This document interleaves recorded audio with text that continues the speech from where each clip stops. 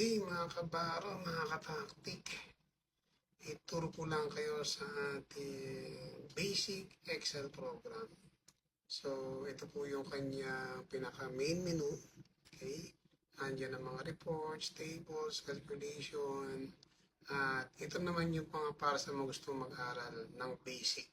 Okay? Ang green buttons. Okay? So, halos hindi na po siya nasunod. No? Dito sa tables dahil sa dagdag ng mga requests. Okay? Dito yung calculation, napunta na rin dito sa mga reports. Okay? So, let's proceed. By the way, pagpasensya nyo itong aking basic Excel program. Okay? So, ito na yung pinaka-last, siguro na last update ko dahil puno na yung botones natin. No? Before, apat pa yung ano dito bakanting botones. So, ngayon puno na siya. I think wala na tayong pwedeng may dagdag. Unless meron pang hihirit, I wish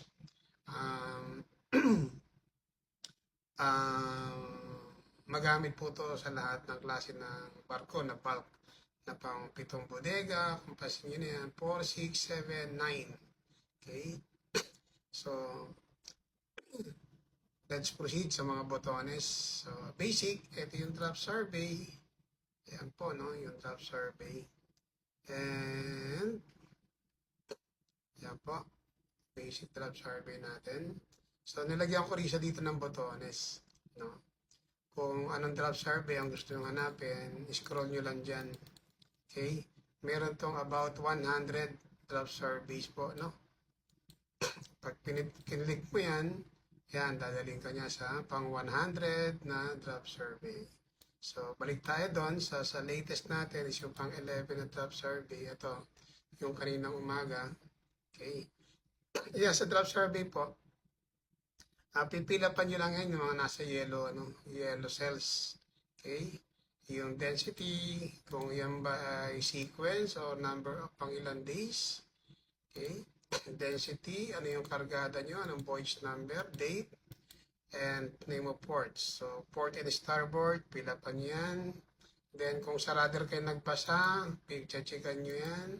Kung sa midship, may second drop marks, no? Na iba ang kanyang distance sa perpendicular.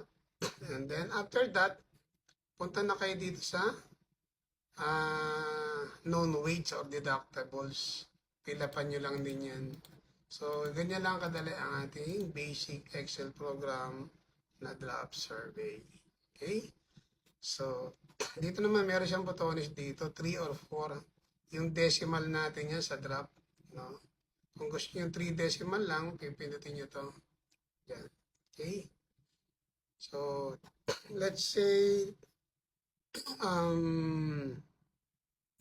nag-drop check tayo. Assuming lang, drop check. Ito daw ang ating drop check. Okay? Ayan. Kung ito yung ating drop check, pwede tayo mag-proceed doon sa trimming. Trimming holds. Ito. Trimming holds. Ayan. Pwede tayo mag-proceed dyan sa trimming holds. Okay? Then, so kung ano yung drop natin sa trimming holds, doon sa last draft survey pala, sorry. Sa last draft survey, yun na rin po ang magre-reflect dito.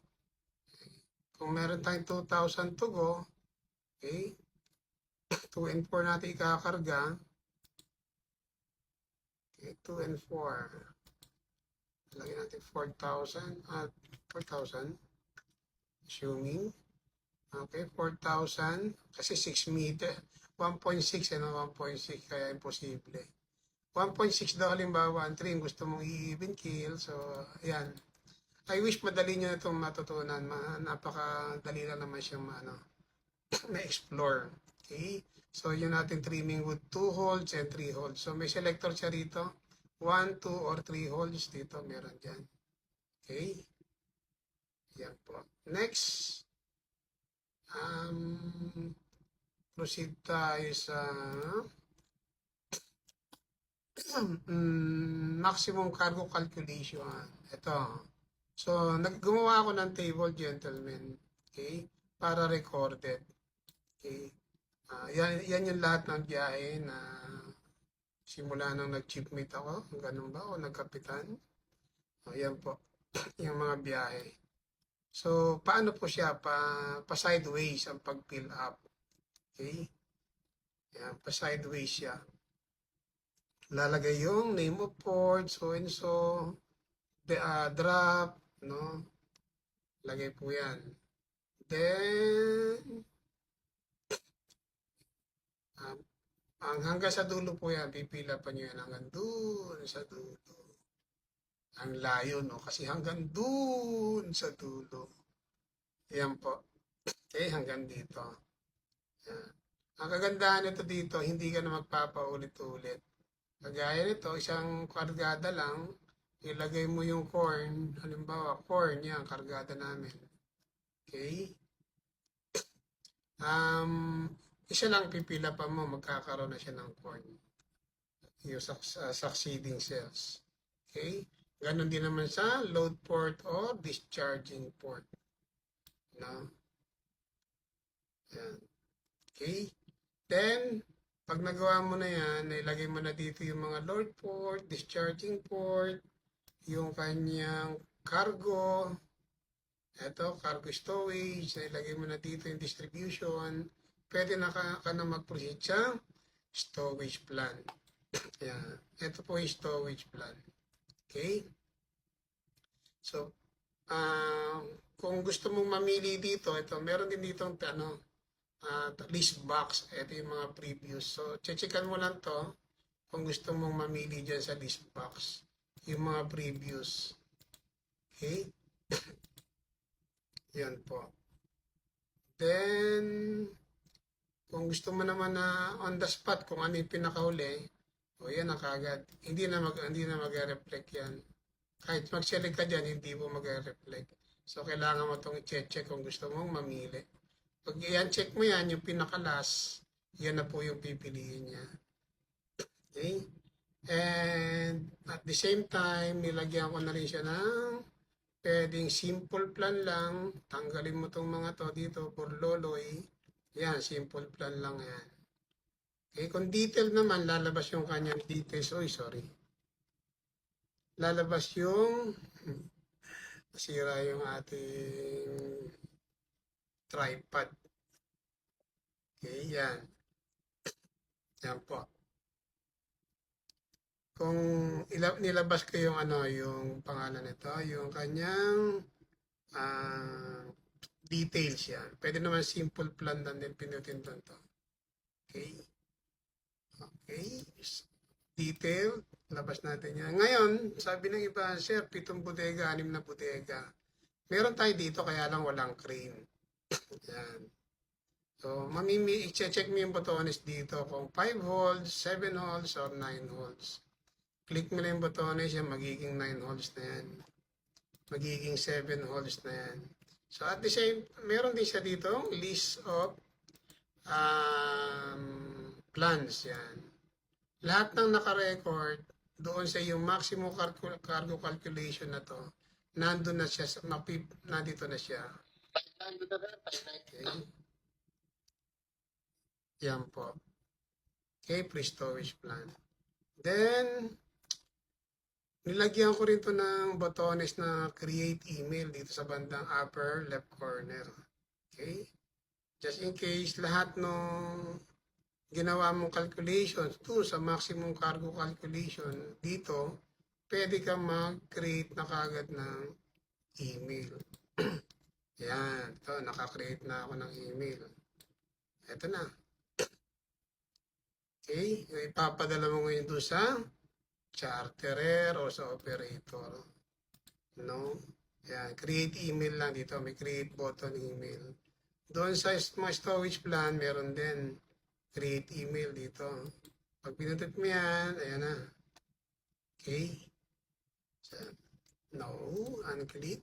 Okay, then, so, yan yung basic natin. Ito yung pinakahuli kong dinagdag. Hinukay ko yung aking files, no, sa pangalan nito, na pang wood chip.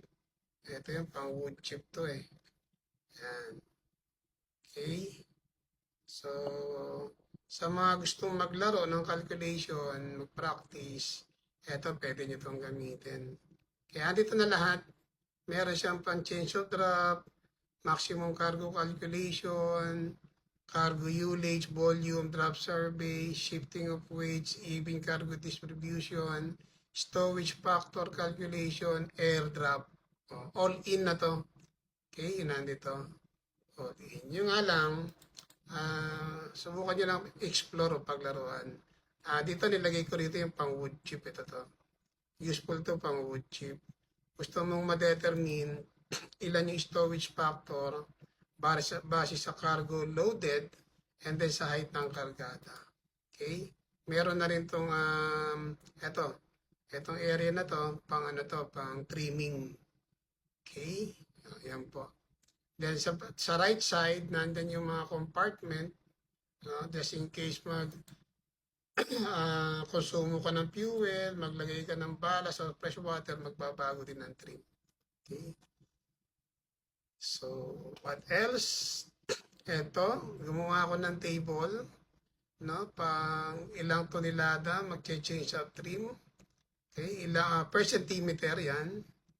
For example, itong let's say after peak natin, 4 peak, ginagamit natin yan.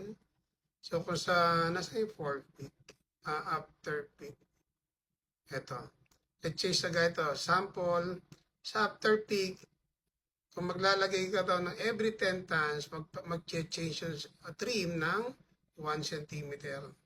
So, ito po yan. Yun ang gamit ito. Sa bodega 5 naman, kada karga mo ng about 19 or 20 tons sa ganitong drop, no? Let's say dito, summer drop. Dito, example siya, summer drop. Every 16 tons na karga mo sa bodega 5, no? Mag-change ang trim ng 1 cm. So, yan po ang gamit niyan. Okay? Ano pa? Cargo volume conversion. Meron din tayo dito conversion table. Okay? Ita-type mo lang dito. Let's say, cubic feet per metric ton. Kung merong 48 cubic feet per metric ton, yan na raw ang magiging value. So, magta-type ka lang dito. No? Then, ito equivalent value niya. That's the basic. Okay, conversion table. What else? Masyadong marami, hindi ko ato. Even cargo ka, even kilo on arrival, nandyan din po.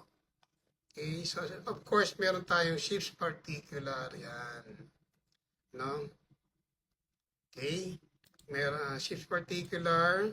Sa bandang baba, pipila pa nyo itong drop mark datum. Okay? Kunin niyo yung libro ninyo, pilapan niyo yan. Bakit po? Kasi kailangan natin yan sa drop survey. Kasi kagaya nito, sample. Sa drop survey, naglagay ka dito ng let's say 6, 7, and 8 meters drop. Okay? Pag naglagay ka raw dito ng let's say 7.2 na drop, automatic yung kanyang fore and up, okay, drop sa estribor, magkakaroon din siya ng reading, okay, ng basa. So, alin sa dalawa, pwede kang maglagay dyan sa port side, o sa kabilang side, sorry, ng drop, or pwede mo pilapan tong list. Let's say meron kang half degree list, starboard, ayan, magre-reflect na po doon yung drop. Okay, 728 daw. Okay, meron kang 28 cm na tagilid sa starboard side. Kung ano naman, port side minus 0.5 or negative. Ayan. So, nabawas na dito yung drop mo. So, yan po. Yan, na-improve po yan base sa mga request ng ating mga followers. Okay? So, short video lang po tayo. Short video pero 15 minutes. Okay? So, wait nyo lang po. I-upload ko siya sa ating Facebook group sa Merchant Navy PH. Okay? And then, yung full tutorial how to use it, i-upload ko siya sa ating YouTube channel. Okay? So, ang version natin ngayon is 2026 na, no? In-update ko to dito. Okay? So sa mga gustong matuto, sa mga eager to learn, keen and interested in professional advancement, gentlemen, itong green buttons para po sa inyo yan. Okay? Step by step po yan. How to calculate. Yan. Andyan po lahat. Okay?